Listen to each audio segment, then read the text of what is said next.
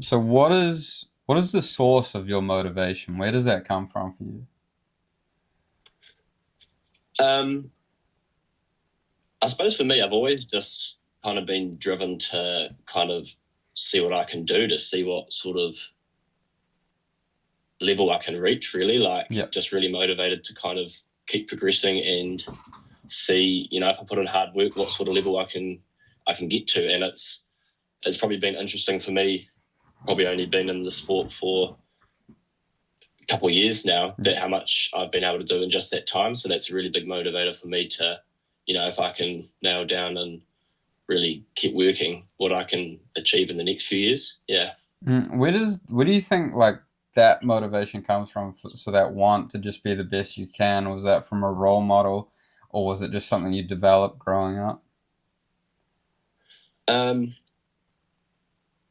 I certainly had aspects of it growing up, probably not to the extent that I do now. Like, there was periods of times where I could kind of set my mind on a goal and get pretty obsessed at bringing it to life. Yeah. Probably not quite to the extent that I feel like I'm capable of now. But Hmm. yeah, I mean, it's like everything, I suppose. It's the positive influences in your life. It's the coaches. It's the you know parents just being a good role model and all that sort of stuff. And just another thing for me was seeing some of the success that people at Palmy Boys were able to have. Some Yeah. of the people who, when you're in year 9 and 10, they might look like they're not, the top athletes, but Hmm. they're working bloody hard, and then they stick through that, and then a couple of years later they're representing New Zealand, whatever they're doing. So just kind of seeing, um, yeah, all sorts of examples of people around me who have really put their head down and got stuck in what they've been able to achieve. It's been pretty inspiring for me. Awesome. Just while we're on the topic of Palmy Boys, how do you think that molded you to teach you some of the skills or the discipline that you needed to get to where you are today? Yeah, I loved my time at Palmy Boys. I think it's been a massive part of my journey and sort of got me to where I am currently. Um, I think back to sort of early in my time at Palmy Boys, I saw the Crest to Crest boys come in Yep. through the gates, and from that point, I was always dead keen on doing that myself. So Hmm. that kind of lit a fire in me to kind of have something to actively work towards. And then I was working hard to make the cricket tour, and ultimately did that, which was awesome. So I think it was just the having the opportunities available to you, and you can see that if you work hard, you can achieve these cool things and have these awesome opportunities. And then Yeah. also just having there's some awesome coaches around who Yeah. were, if you were willing to put in the effort, they were willing to Hmm. really, take you under their wing and mentor you, and show you the ways when you're For kind of in sure. those formative years, I guess. Was Chris to Chris one of your first times really taking endurance sport seriously, or had you done it before then? No, that was the first endurance sport I've done in any type A. Yeah. At the time, I was playing cricket and football, so I was doing virtually no endurance work at all. I was just in the gym, and I was doing that kind of, like sprint work and all that sort of stuff. I was Yeah. doing nothing to with endurance. And looking back now, I don't think I mean, I took the crest to crest as seriously as I could have at the time, but Yeah. it's like nothing compared to what I'm No, doing yeah. now. But it was definitely my first taste in that world. I had done nothing like that before that. Yeah. Yeah, I suppose because I did it when I was there as well, and what a time with the boys, just like all towards one goal. But as you Yeah. said, it doesn't take much to get to the level needed in crest to crest. I think whether it's because it's a shorter course or just because you have that group mentality that kind of pushes you through so much. Um, but obviously, endurance sport's not for everyone. Why do you think it resonates with you now? Um, yeah, that's a really important point, and something that I've talked to quite a lot of people about. It's not for everyone, because I mean, you look at an Ironman, that sort of stuff I'm doing now, Yeah. and you're out there for um, you know upwards of 10 hours. Hmm. Some of the people towards the back of the pack doing 17 hours, and you're doing virtually the same thing for the whole time. It's like some people could look at that and say that's really boring. But I look at it and say, what a challenge, right? Like, Hmm. to put yourself through that for that period of time. It's pretty cool to see what you're capable of when you actually sort of test your limits. And I think Yeah. that's, for me, it's kind of seeing what you're capable of and how much you can actually achieve when you do sort of test your limits a bit. And I probably compare that to, playing team sports when I was younger, and I really enjoyed it and I loved it, but it was probably not, I mean, it was certainly challenging to a skill level, but I was never really that challenged into like how hard do I want to go sort of thing. Like, I suppose that aspect of it was quite different for me. And, when I gave it a go, I really saw how much I really enjoyed it, being able to work like that. That's awesome. I think with a team sport, so much is dependent on all these other factors, coaches, teammates, the opposition. But in an endurance sport, it's solely focused on you, how hard you can graft, the training you've put in and your preparation. Does that, like, do you kind of like it just being that one man team and having to just set a goal and go achieve it? Yeah, I really do actually. I never played any individual sports when I was young. I never did any running or anything like that. So, having only played team sports when I was younger and then jumping to this sort of stuff now, it's been quite a change. But I do really enjoy it. I mean, don't get me wrong; it's not a completely solo sport. I've still got a lot of support from, worked with a few different coaches in different areas, and I've done lots of training with lots of different mates and. Everyone's helped in different ways, but I guess at the end of the day, when you're out there on the course, it is just you, and that's, I suppose, the obvious difference is you're not relying on anyone else, or you're not, there's no external factors. It's just, well, there's conditions and whatnot, but there's not the other, 15 or 14 or whatever code you're playing players in the team, and really just the work you put in and how hard you're willing to push is really your only limit, That's cool. It's definitely a unique challenge. So I've been following you for a while now, just through that PB connection. When you first started kind of the Instagram page, I thought it was really cool. And now you've built this community, like you said, you train with some mates. Some of that came from, this community you've built, whether that's in Auckland or just all around the world. What kind of pushed you to getting into Instagram and getting yourself on social media in your journey?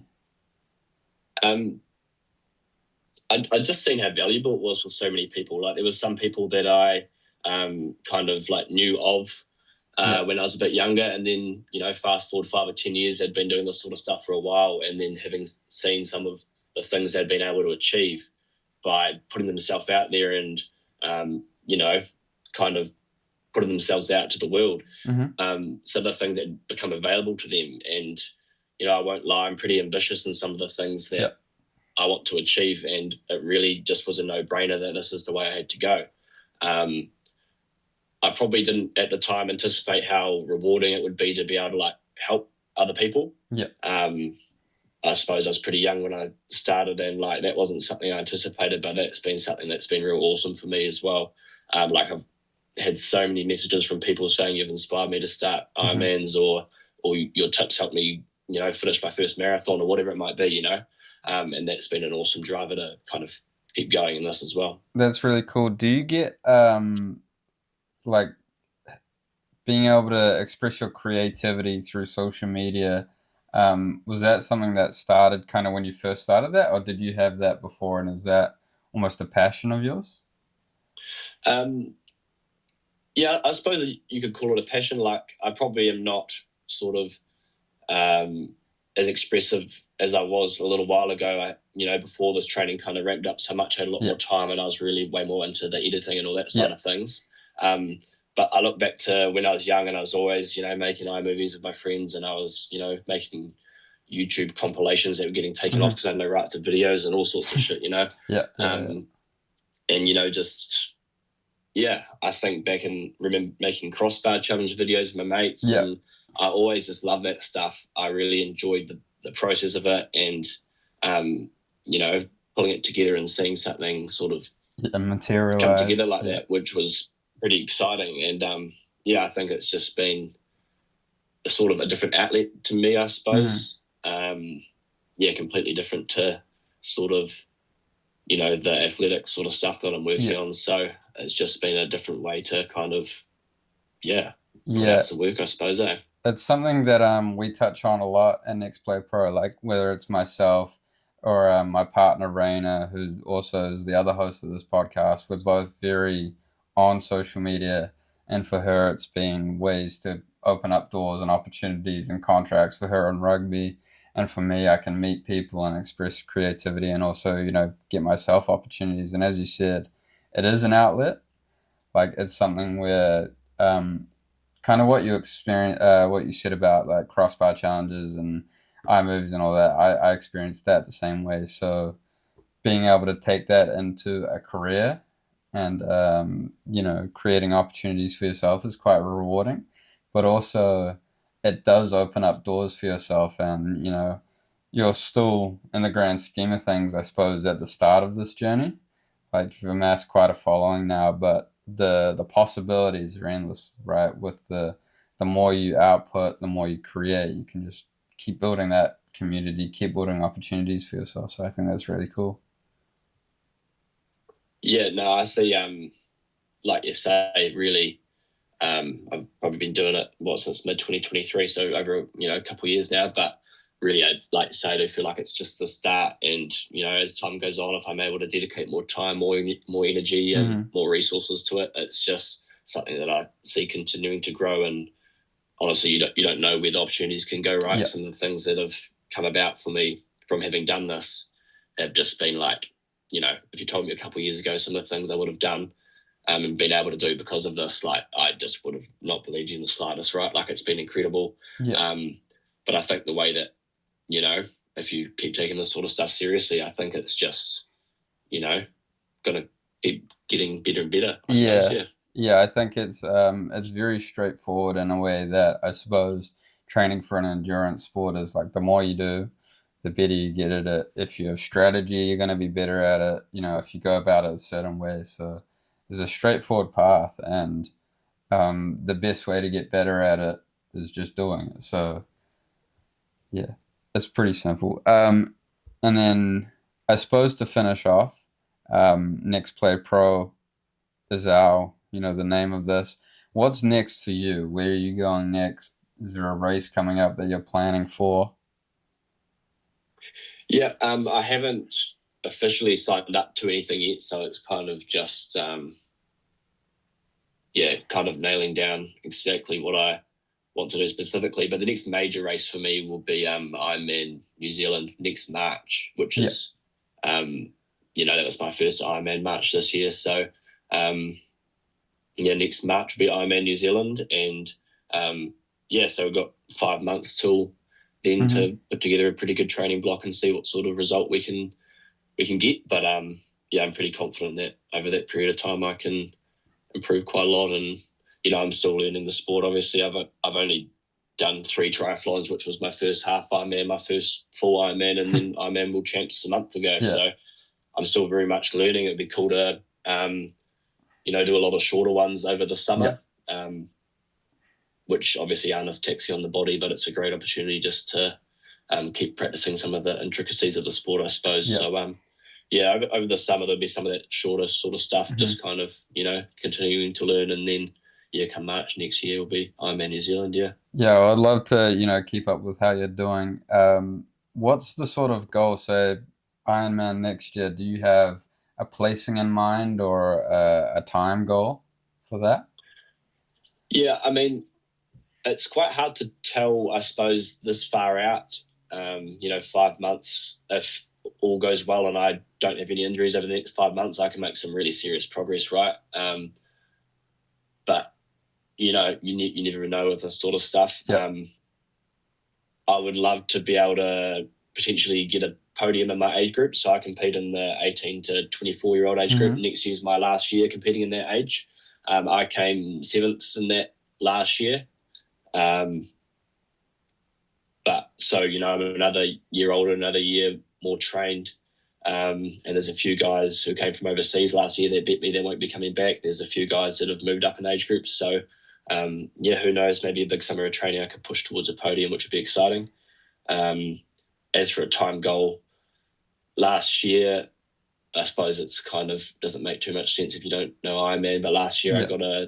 I did 10 hours 31 minutes. Mm-hmm. So going under 10 hours is an amazing goal, but to be honest, I think I could go a lot lower than that. So I suppose just, the closer I get to 9 hours, the better for me. Awesome.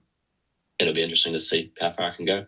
Yeah, so you're saying the intricacies of the sport. Where are like the target areas for you where you see that you're kind of losing time? That's not just like the actual race itself or the actual, you know, is it the Yeah, transition and that sort of stuff or yeah, yeah.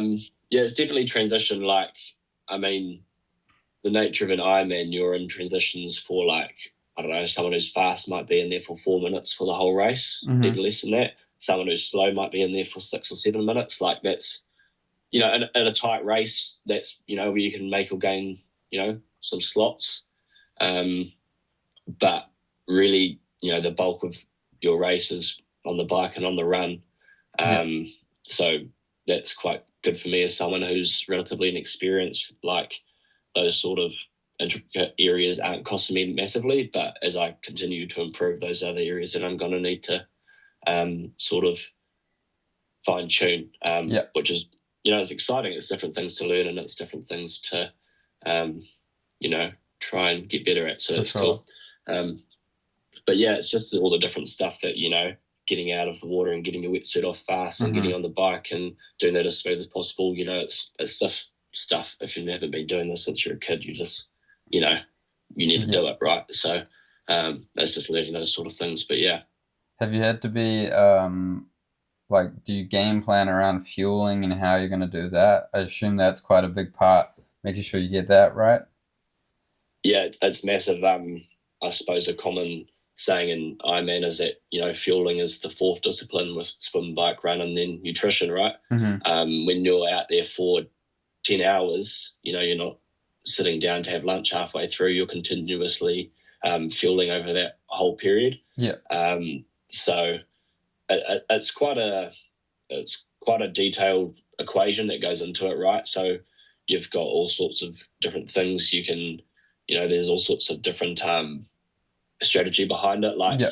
on the bike, you can take on like proper food, whereas you can't while you're running. Obviously, you're not taking on anything while you're swimming. Mm-hmm. But there's all sorts of strategy about like not eating too much like proper food closer to the end of your bike because you don't want to be digesting that on the run. And Yeah. how much grams of carbs per hour you're taking on and all sorts of stuff.